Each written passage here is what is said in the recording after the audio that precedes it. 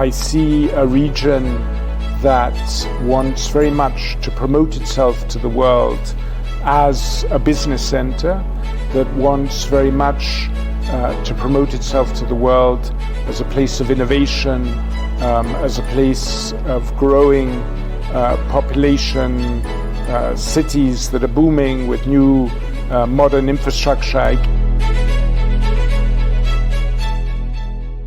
Hello everyone, welcome to InXinjiang, telling you the most truth about Xinjiang from expert eyes. So Mr. Hochschild, we are very, very happy to have you here. We are very much looking forward to listen to your personal perspectives about Xinjiang. And I noticed that you told me that this is your second time here in Xinjiang, right?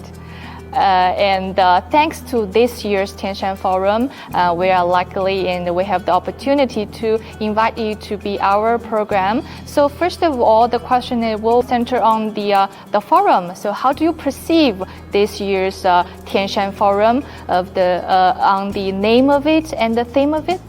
I think the forum is a very positive initiative.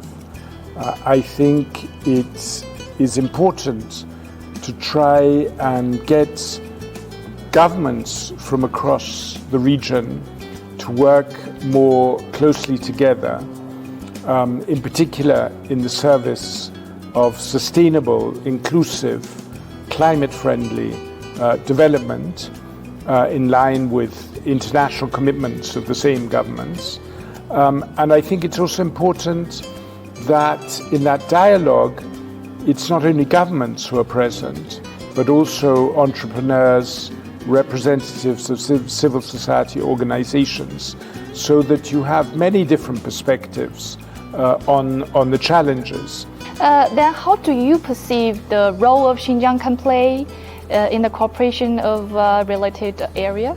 So Xinjiang, just by its geographic location, has a very privileged position for that interaction with Central Asia. And it's not just a geographic asset, it's also part of history. It was the link between the east coast of China and its ports and its manufacturing capacity and East Asia, Central Asia and beyond to Europe. So Xinjiang is important in that regard and a natural location for having these sorts of discussions. Whether it's from your keynote speech or the interview that we are doing now, I can easily notice that you are sort of expertise in Xinjiang. You know why the reason I said that? Because most of the majority in the world, from the world population, they don't know much about Xinjiang. Well, I can't pretend I know much about Xinjiang, but I have been here twice. I see a region that wants very much to promote itself to the world as a business center, that wants very much to promote itself to the world as a place of innovation, as a place of growing population, cities that are booming with new modern infrastructure. I came in, the last time I came, there wasn't the new airport. Now there's the very impressive new airport. So I see all this infrastructure development. And I also see Xinjiang opening up. I mean, I think the fact that I've been invited here twice is a sign of that. Yes, you mentioned your last time here. So what was the occasion and when was that? A year and a half ago, and I came with a Europe-Asia Foundation, and we had meetings with senior local government officials, and we also had the opportunity to see some of the very impressive natural landmarks and beauty of the country, as well as observing some of the cultural traditions that you have here. Have you gained any perspective, new insights on the human rights issues of Xinjiang from your 2 visits? Where you often have global perceptions that sometimes match local realities, sometimes they do not match local realities. And you have a discrepancy.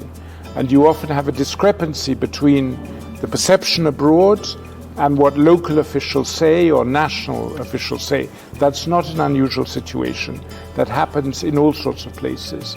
But the best way to overcome that is to open your doors and to let more people come and see for themselves, let human rights experts come and visit and make up their own mind.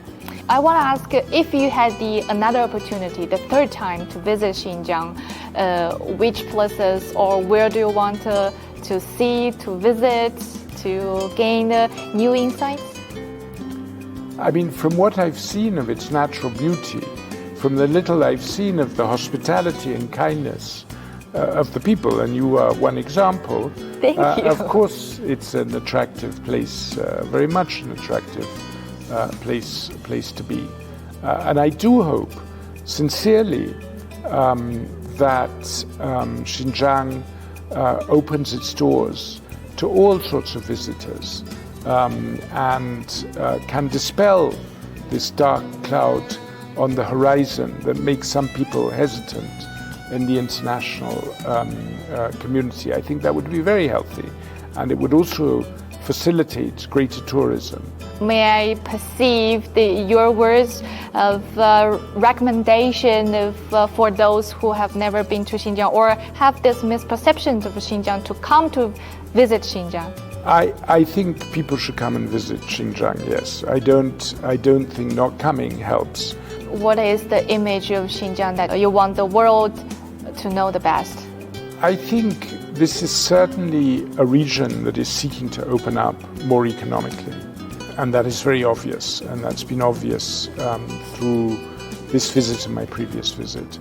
It's a region that's trying to attract more senior international political figures to know it. It's a region that's eager to get to know better. It's a region that offers a huge richness in natural beauty and also, as I understand it, in cultural diversity. I think there are many positive and encouraging signs. Your recommendation will attract a lot of people to come to see a real Xinjiang.